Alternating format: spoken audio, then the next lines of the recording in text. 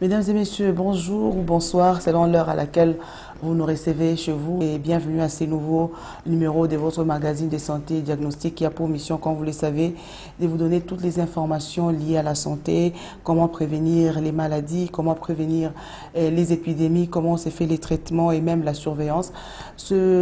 Aujourd'hui, nous allons parler d'un sujet qui va intéresser beaucoup de Congolais, mais aussi d'autres Africains à travers le monde, mais aussi en dehors de l'Afrique. Nous allons parler de l'infertilité et la prise en charge de l'infertilité par la fécondation in vitro. Aujourd'hui, il y a beaucoup de femmes qui souffrent de l'infertilité et même les hommes. Et selon une étude menée par les gynécologues au niveau du monde, 20 à 30% des couples à travers le monde ont ces problèmes. La République démocratique du Congo a pratiquement le même taux, donc 20 à 30% des couples ont des problèmes d'infertilité. Et avec l'évolution de la médecine, l'évolution de la science, il y a lieu que ces couples qui ont des problèmes puissent avoir les enfants par la fécondation in vitro. Et ce qui fera d'ailleurs l'objet de cette émission. Nous sommes à la clinique Pax Christi.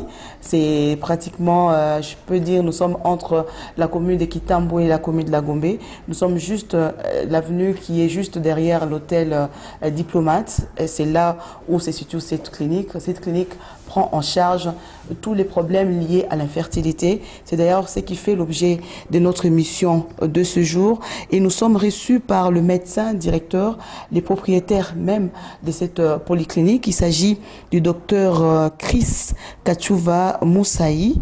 Il est gynécologue obstétricien, il est spécialiste en fertilité.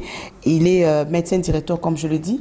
Il n'est pas seul sur ces plateaux, il est accompagné de son collaborateur.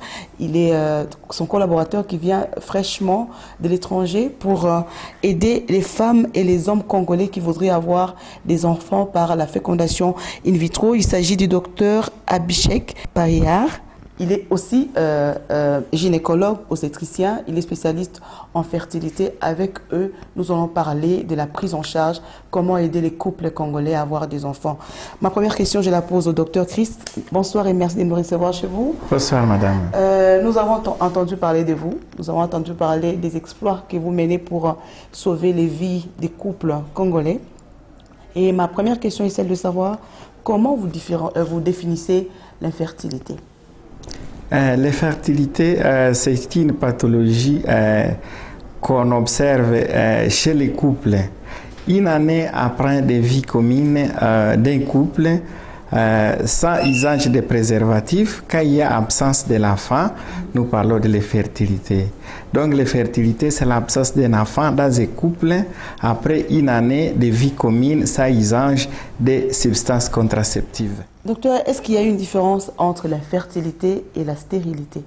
Exactement, madame, il y a une très grande différence. Quand nous parlons de l'infertilité, c'est ce que je venais de définir.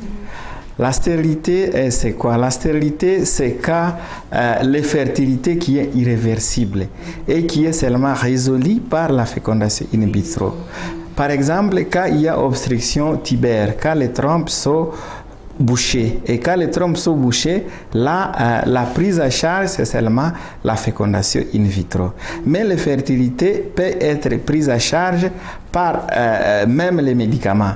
Ça, c'est la femme peut arriver à accoucher. Bien sûr. Oui. Docteur, quelles sont les causes de l'infertilité? Ça devient fréquent, je le dis, selon les études que vous, en tant que spécialiste et vos collaborateurs, que vous avez menés sur le terrain à travers le monde et même en RDC, 20 à 30% des couples ont ce problème. Est-ce qu'il y a des causes? Oui, il y a les causes. Je vais différencier ça à deux. Il y a les facteurs qui favorisent l'infertilité. Quels sont les facteurs? Les facteurs de l'infertilité, premièrement, sont les suivants. Il y a les femmes quand ils prennent du poids, l'obésité. L'obésité, c'est parmi les facteurs qui entraînent l'infertilité chez la femme. L'usage, par exemple, des boissons alcooliques.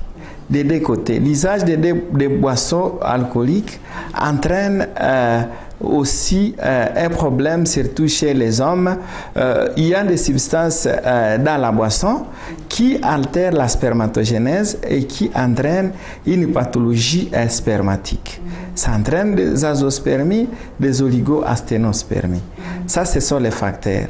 Par exemple, il y a aussi facteur chaleur.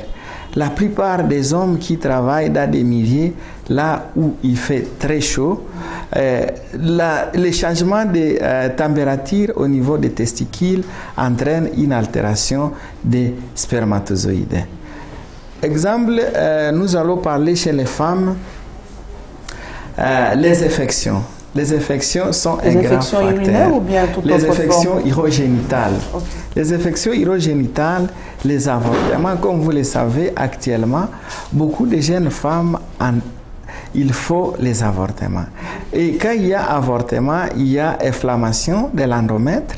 Quand les substances, les particules du placenta restent dans l'utérus, ça entraîne les infections et ça favorise l'obstruction des trompes. Et la femme ne sait pas concevoir. Et la femme, à ce moment-là, elle a ce que nous appelons stérilité parce que les trompes sont bouchées.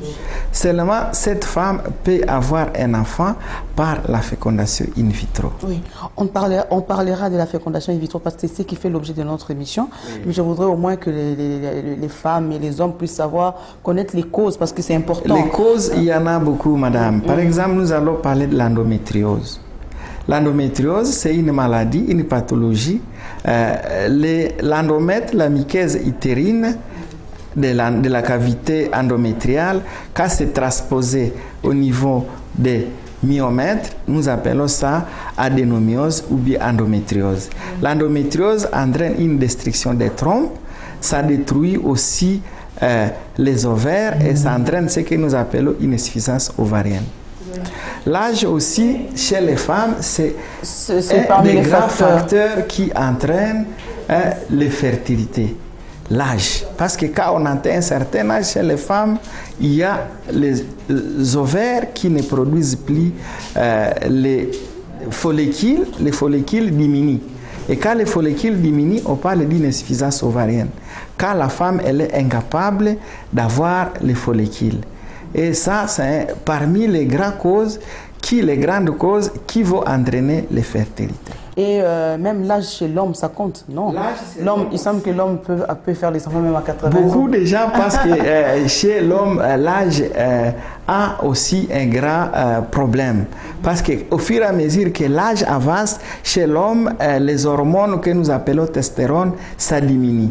Et quand ça diminue, la spermatogénèse, elle est altérée. Et l'homme, à ce moment-là, est incapable aussi de produire les spermatozoïdes qui entraînent une infertilité masculine. Ok, je reviens à vous dans quelques instants. Il est temps pour moi de poser la question au docteur Abhishek. Je souligne tout de suite à nos téléspectateurs qu'on a affaire à un anglophone. On va essayer, mais on va lui poser la question en français. Et docteur Chris est là pour nous aider à interpréter. Docteur, vous collaborez avec la clinique Pax Chris.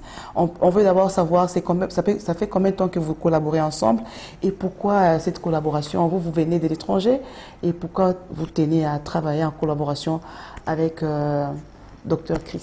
Actually, Dr. Chris came to India for training and then I met him there almost 1.5 years back. So he told me that in Congo, Kinshasa, there are no in vitro fertilization centers available now. I was surprised to know that there are no IVF units in Kinshasa, Congo.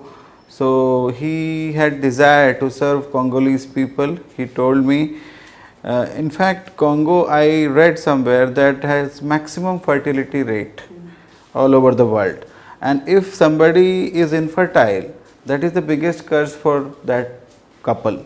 So then I realized, why not start a unit in Kinshasa with Dr. Chris collaboration. That's why he asked us to visit once. We visited once, we liked the place. Before coming here, we had lot of issues. We were thinking Congo is not safe, lot of issues. We read on Google, so many things are written.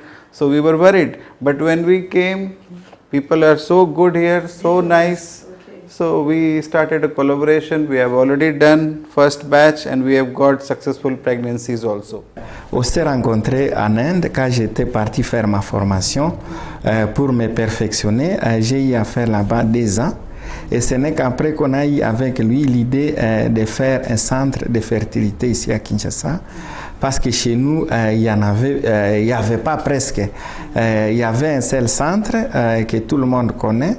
Et voilà pourquoi nous avons dit qu'il faut aussi qu'on fasse les nôtres. Oui. Et est-ce qu'il est satisfait du travail que vous abattez ensemble? Il dit qu'il est satisfait et qu'il est surpris parce que quand on fait les Google, quand on veut avoir les informations sur les Congo, il n'y a que des mauvaises informations. Et quand il est arrivé ici, il est surpris. Et nous avons fait déjà les premiers badges de fécondation in vitro.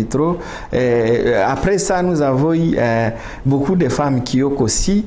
Il a été encouragé, voilà pourquoi il vient toujours nous supporter pour travailler ensemble. Oui, je reste avec lui pour lui poser cette question. Docteur, on veut savoir quand est-ce qu'il faut recourir à la fécondation in vitro. Est-ce que c'est à tout prix ou il y a des cas qui nécessitent la fécondation in vitro? IVF, in vitro fertilization, is not required for all infertile couples. Only 10% of infertility patients we offer them in vitro fertilization treatment. So basically, when lady is of more age, suppose age is more than 35 years, her fallopian tubes are blocked, there is some problem in uterus, or there is some problem in hormonal issues like polycystic ovary, PCOS what we call, then we offer in vitro fertilization treatment. Apart from female factor, male factor is very important. When sperm count is very low, then also we offer IVF treatment. So this is the thing why we offer IVF treatment in. Il dit ceci, l'indication à la fécondation in vitro, c'est 10% des cas. Ce n'est pas que c'est tous les malades qu'il faut faire la fécondation in vitro. Seulement, il y a les cas, comme on a dit tantôt, quand le nombre de spermatozoïdes est très bas. Et quand il y a certaines pathologies comme l'obstruction tubaire, comme on a dit, lorsque les trompes sont bouchées, et l'âge tel que je vous ai signalé, quand l'âge de la maman est déjà au-dessus de 35 ans. Et là, vous procédez par... c'est parmi les causes. Oui. Et comment ça se passe? Parce que c'est ça d'ailleurs l'objet de notre émission. Ce sont des choses qui coûtent énormément cher et c'est d'ailleurs à peine quelques jours que nous apprenons que ça peut s'effacer en RDC parce que tous les Congolais savent pour avoir des enfants, il faut aller à l'étranger et débourser beaucoup d'argent. Aujourd'hui, vous mettez sur pied cette clinique pour aider les Congolais et les Congolaises qui voudraient avoir des enfants par la fécondation in vitro. Ça se passe comment? La prise en charge s'est fait pendant combien de temps? J'aimerais que vous puissiez vous compléter. Vous pouvez parler et vous lui donner la même question, qu'il puisse répondre. Et comment vous collaborez ensemble? Et lorsque vous faites les traitements, vous faites les suivis quand la femme conçoit, jusqu'à l'accouchement, vous continuez à faire le suivi chez la femme et chez l'homme ou bien vous allez faire uniquement chez la femme qui porte déjà... Oui, en fait, la fécondation in vitro, c'est quoi? Nous allons commencer par la définition. La fécondation in vitro, c'est quand on met ensemble la semence mâle et femelle, les gamètes mâles et les gamètes femelles. Et quand on met ça ensemble, après quelques temps, il y a ce qu'on appelle la formation d'embryon. Et quand il y a formation d'embryon, on fait le transfert de l'embryon dans l'utérus de la maman. C'est ce que nous appelons fécondation in vitro. Et tout ça, ça se fait en dehors de l'organisme de la femme. Nous cherchons à simuler la trompe. Ce que nous appelons... en fait, on prend la semence mâle, on met ça dans un tube à verre, et la semence femelle qu'on met dans un tube à verre. Après, on met dans ce que nous appelons un incubateur, qui est un simulateur donc, de la trompe. 3 jours après, il y a formation d'embryon. Et au 3e jour, nous prenons maintenant les embryons, on les prélève, on fait le transfert dans l'utérus. Ça, c'est ce que nous appelons fécondation in vitro. Docteur, ça c'est la sémence de l'homme, du mari de la femme, oui. Pas d'un autre homme. Non, non. Tout se fait avec le couple. Avec les couples. Ok. Mais ça dépend aussi, on peut avoir un problème d'un problème de spermatozoïdes quand l'époux n'a pas, il a ce que nous appelons azospermie, l'absence de spermatozoïdes dans là, vous allez prendre les spermatozoïdes d'une autre personne. Aux spermatozoïdes des donneurs, et ça se fait seulement après qu'il y ait consentement du couple. Ok. Et la suite, vous faites les transferts. Et quand on fait les transferts d'embryons, 2 semaines après, on fait les tests de grossesse. Pour vous rassurer que la femme est tombée enceinte. Oui. Et puis après, vous faites maintenant le suivi. Après, la femme peut ça devient comme toute autre femme qui est grosse et qui va aller à la consultation prénatale. Qui est ordinaire, consultation prénatale jusqu'à l'accouchement. Tout se passe chez vous? Tout se passe ici, madame. L'enfant va prendre 9 mois. Donc, il va vivre 9 mois comme tout autre enfant. Oui, madame. Et il n'y a pas d'anomalie. En fait, il n'y a pas d'anomalie. Jusque-là, au niveau international, il y a des centres de collection des données de toutes les cliniques qui font la fécondation in vitro. Et chaque mois, on essaie de publier et de chercher à voir s'il y a progression, s'il y a de nouvelles technologies à ajouter et s'il y a eu des problèmes de maladies qui peuvent survenir. Donc, on fait un contrôle régulier au monde entier. Oui. Et la femme accouche sans problème. Jusque-là, on n'a pas trouvé tellement des problèmes jusque-là qui peuvent altérer ou bien qui peuvent nous amener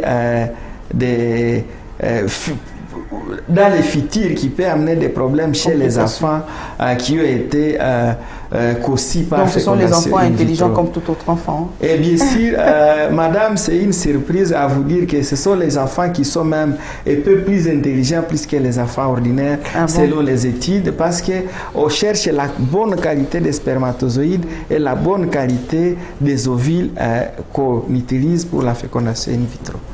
Pendant ce temps, la femme reste à l'hôpital pendant les 2 semaines qu'on vous l'avez dit? Non. Vous allez faire les transferts après combien de temps? 3 jours? Donc les transferts, ça s'est fait au 3e jour de la vie embryonnaire, donc de l'embryon. On appelle ça les blastocytes. Quand il y a formation des blastocytes, de 4 à 8 cellules, et maintenant on fait les transferts. Docteur, j'aimerais que vous puissiez nous parler de l'expérience. Depuis que vous travaillez avec la République démocratique du Congo, il n'y a pas eu de plainte, il n'y a pas eu de cas, de complications comme l'a dit, et vous êtes satisfait d'aider les Congolais et les Congolaises à avoir les enfants. Et est-ce que la femme, lorsqu'elle accouche, elle doit continuer à être suivie par vous, ou bien c'est fini, donc elle peut mener sa vie comme toute autre femme qui a accouché et puis tout c'est fini, quoi? After IVF procedure, pregnancy is just like a normal pregnancy. Only thing is that we support the pregnancy for initial 3 months with certain medicines and injections. But actually this pregnancy, IVF pregnancy, and is very similar to normal pregnancy. And children born through IVF are also absolutely normal. So there is no concern about this. Le docteur dit que la même question que vous m'avez posée, il répond en disant que la grossesse elle est similaire, sauf seulement dans les 3 premiers mois, il y a un usage d'injection et un traitement qui est accéléré et adéquat par rapport à d'autres femmes. Il y a un traitement pour soutenir les fœtus dans l'utérus. Il y a l'usage d'injection à progestérone, il y a l'usage d'injection à gonadotrophine chorionique pour supporter, pour éviter qu'il y ait avortement. Oui. Et là, pendant ce temps, la femme est hospitalisée ou bien c'est en ambulatoire? Non, c'est en ambulatoire. Ok. Oui. Et j'aimerais que vous puissiez nous parler de la campagne que vous menez. Ça passe déjà dans les médias, dans les bandes passantes. Vous parlez d'une série de consultations que vous menez ensemble, donc en collaboration vous deux, pour aider les femmes. à concevoir par la fécondation in vitro? Ça se passe comment? Donc les femmes doivent venir et puis après, c'est d'abord la consultation comme ça s'est fait pour les femmes qui n'ont pas de problèmes, quoi. Donc elles viennent en consultation et puis après, je voudrais que vous nous expliquiez un peu ce que vous allez faire pendant cette période. Bon, pendant cette période, nous allons effectuer une série de consultations qui ont débuté à partir du 8 jusqu'au 12 janvier. Ces consultations, c'est pour faire le dépistage des femmes qui nécessitent la fécondation in vitro. Quand les femmes arrivent, nous faisons la consultation ordinaire. Et en faisant la consultation, nous faisons l'échographie avec d'autres bilans hormonaux qu'il faudra faire. Ce n'est qu'après que nous voyons que telle ou bien telle autre femme nécessite la fécondation in vitro. Si la femme nécessite la fécondation in vitro, nous faisons usage aux produits qui vont l'aider à pratiquer la fécondation in vitro. Entre autres, il y a les produits que nous utilisons, les produits gonadotrophiniques, pour chercher à faire une superovulation. Qu'est-ce que signifie superovulation? Une superovulation, c'est une ovulation dans laquelle il y aura production d'ovules, un maximum de nombre d'ovules. Parce qu'une femme par cycle produit qu'un seul ovule.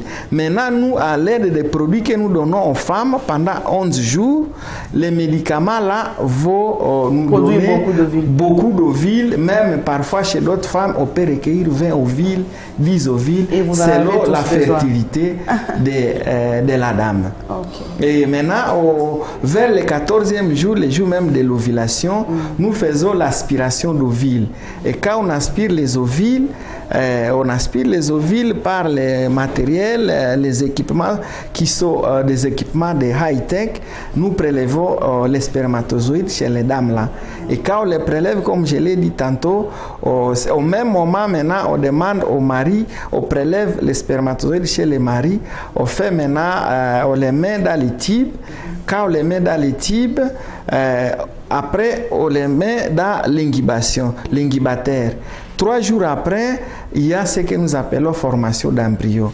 Et quand il y a formation d'embryo, au 3e jour, on fait le transfert dans l'utérus de la femme. Et puis, la femme va venir quelques temps après. Et la femme revient tout juste 2 semaines après, on fait le test de grossesse pour se rassurer que la femme est tombée enceinte. Et elle va continuer à faire l'échographie comme toute autre femme? Bien sûr, comme toute autre femme.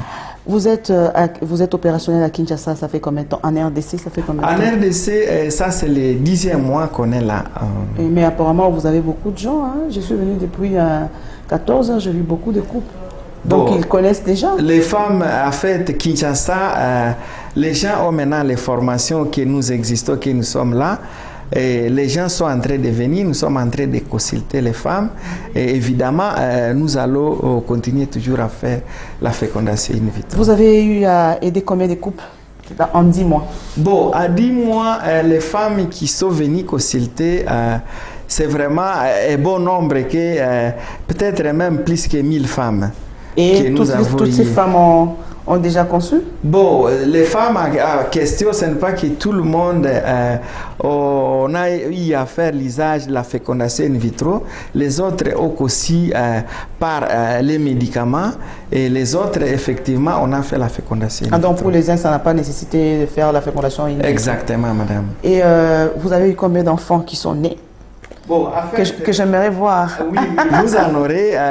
Comme nous avons dit tantôt, il fallait quand même un petit moment que les gens puissent savoir que nous sommes là.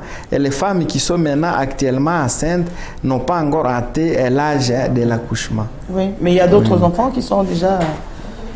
Presque, parce qu'en 10 mois, il y a des enfants qui peuvent naître parce que l'enfant fait 9 mois. Non, j'ai dit qu'il a demandé, il fallait le temps pour que la population de Kinshasa puisse connaître que nous sommes là.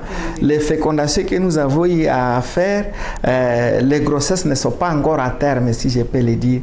Mais il y a d'autres femmes qui sont déjà enceintes. Et le taux de réussite chez nous à la clinique, c'est un taux de 40%, les femmes qui ont aussi. Est-ce que, là, je pose la question au docteur Abhishek. Docteur, est-ce que les femmes qui ont des problèmes, par exemple, les femmes qui ont, vous l'avez souligné tantôt, il y a des cas d'obésité, est-ce qu'il vous arrive d'aider ces femmes qui sont obèses et qui voudraient avoir les enfants? Est-ce que ça peut se passer par in vitro ou bien vous allez leur demander vous allez les soumettre à un régime lorsque les conditions sont bonnes et vous procédez par la fécondation in vitro? See, obesity is a problem for female as well as male also.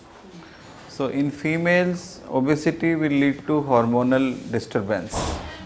So we need to investigate for hormones. She can be a case of thyroid issue, she can be a case of PCOD, polycystic ovary disease, she can be a case of diabetes. So all these things are there. So first of all, we should advise them to lose some weight by diet control, physical activity.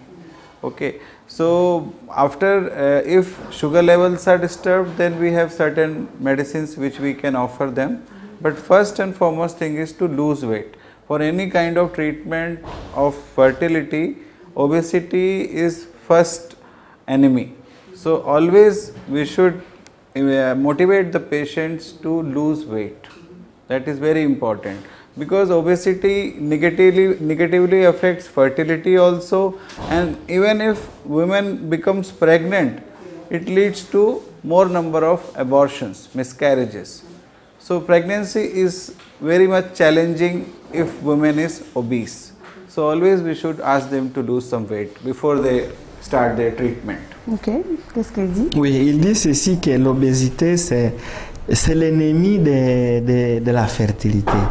Les femmes obèses, ils ont un problème. Ils développent soit ce que nous appelons PCO, les ovaires polykystiques, qui entraînent une disbalance, un désordre hormonal et qui va empêcher la conception.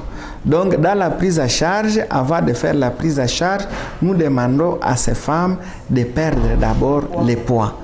On donne certains médicaments, on les demande de faire les exercices. Oui. Et quand les poids diminuent, ces femmes, nous allons voir s'il faut qu'elles conçoivent par les médicaments ou bien s'il faut qu'elles conçoivent par fécondation in vitro. Et après avoir perdu les poids, elles conçoivent directement ces femmes. Je retiens encore le docteur. Je voudrais savoir, est-ce que depuis que vous collaborez avec Pax Christi, vous avez eu à rencontrer des cas d'infertilité chez les hommes et comment vous avez fait les traitements? Comment vous avez fait la prise en charge? Male. Yes, male. Men. Yes, many patients are coming with male infertility. I have seen many patients, those who have zero sperm count. I have seen patients which have very low count, low sperm count. But luckily in this clinic we have facility to treat these type of patients. We have machine known as intracytoplasmic sperm injection, that is ICSI we call. That machine is available here, and through that we can treat those male patients, those who are suffering from these type of problems. Il dit ceci, au sein de la clinique, nous avons une machine spéciale de la technologie de pointe qui traite ou bien qui prennent en charge les malades avec azospermie, avec ou bien oligoasténospermie, oligoasténosospermie. Nous avons eu à consulter beaucoup de malades dans la clinique qui ont ces problèmes, et avec la machine ici, les malades, nous avons de bons résultats avec cette machine. Ils peuvent concevoir, donc ils peuvent donner les enfants. Bon, en fait, cette machine, on appelle ça ICSI, c'est une machine qui fait ce que nous appelons une injection intracytoplasmique des spermatozoïdes. Que signifie injection intracytoplasmique des spermatozoïdes? C'est quand, lorsque le nombre de spermatozoïdes est très bas, et quand les spermatozoïdes sont incapables d'atteindre l'ovule au niveau de la trompe.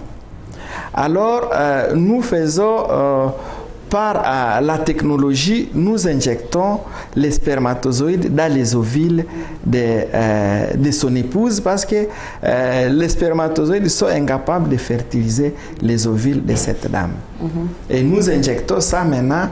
les C'est comme si spermatozoïdes vous à donnez l'intérieur. l'impulsion pour que... Exactement. Et ça réussit à tous les coups? Bien sûr, ça a réussi.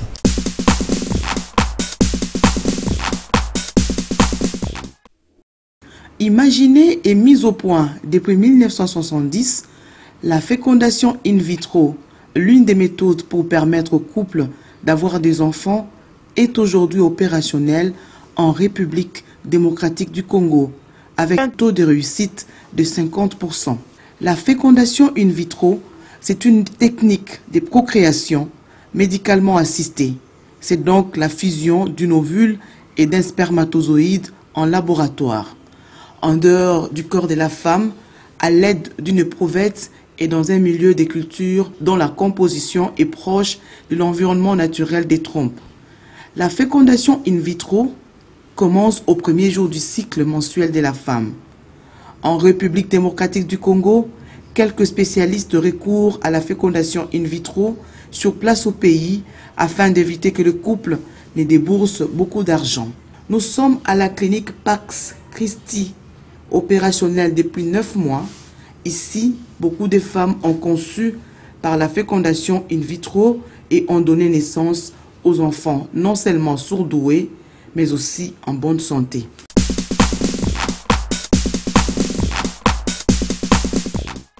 Nous sommes pratiquement à la fin de notre émission, mais je voudrais que vous pouvez parler un peu, lui aussi un peu, quel est le message que vous avez à donner à toutes ces femmes qui sont désespérées, qui sont passées par différents traitements et n'ont pas eu d'enfants.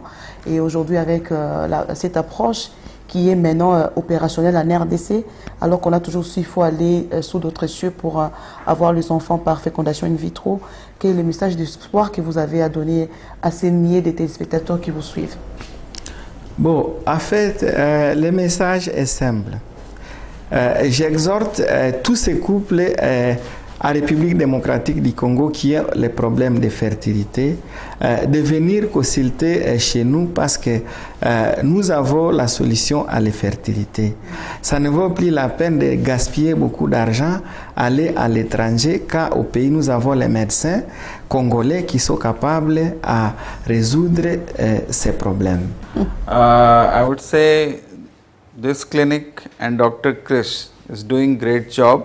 So I must say all Congolese people who are suffering from infertility, they should come here and get treated, because this facility is not available anywhere in Kinshasa, what we are providing, and all the modern technology and equipments are available here, and we are doing, I can proudly say that we are doing one of the best treatments available all over the world. Il dit quoi? Il dit qu'à la clinique Pax Christi, nous faisons la prise en charge de la fertilité au même niveau que partout dans le monde entier, là où il y a des cliniques de fertilité. Nous sommes au même niveau que d'autres cliniques et ça ne vaut pas la peine les gens d'aller à l'étranger car on est en train de faire un beau job ici à Kinshasa. Et ce que lui accepte de se déplacer pour venir vers nous, donc exactement. Ça ne vaut pas la peine que nous allions de l'autre côté. Oui, oui, merci beaucoup. Merci docteur, merci de répondre à nos différentes questions. Je rappelle à nos téléspectateurs que nous avons parlé de l'infertilité, la prise en charge de l'infertilité par la fécondation in vitro. C'est une approche qui permet aux couples qui n'ont pas des possibilités d'avoir des enfants par la voie normale, comme on dit. Et avec l'évolution de la technologie, de la médecine, vous pouvez avoir vos enfants par cette prise en charge. Et elle s'est faite ici en RDC précisément sur l'avenue Moyo. On est juste derrière l'hôtel Diplomate, c'est entre Kitambo Hôpital et Gombe, donc c'est non loin de Shoprite. Je préfère donner l'adresse pour que ceux qui sont intéressés puissent venir se faire soigner. Vous aurez vos bébés et comme l'ont dit le médecin, ce sont des bébés qui sont doués, qui sont normaux, qui vont grandir comme il se doit parce que ils ont été suivis de près par les spécialistes. C'est ça que nous avons parlé avec nos deux spécialistes et je rappelle que nous étions à la clinique Pax Christi et nous avons été reçus par le médecin directeur. Il s'agit du docteur Chris Kachouva Mouyaï. Il était accompagné de son collaborateur qui vient de l'Inde et qui collabore avec l'hôpital pour aider les mamans et les papas congolais qui voudraient avoir les enfants. Il s'agit du docteur Abhishek Pahar. C'est avec nos deux spécialistes que nous avons parlé de cette approche qui aide beaucoup de Congolais à voir les enfants. Et tout à l'heure, avant que nous puissions préparer l'émission, j'ai vu une femme qui vient du Congo-Brazza. Donc, la porte est ouverte à tout le monde, à tous les Congolais, à tous les Africains, pourquoi pas à tous les Européens qui voudraient avoir les enfants par cette approche. Merci à vous de nous avoir reçus. Merci, docteur, et merci à vous qui nous avez suivis certainement avec beaucoup d'attention. Merci également à l'équipe technique qui a permis que nous puissions nous présenter chez vous. Au revoir.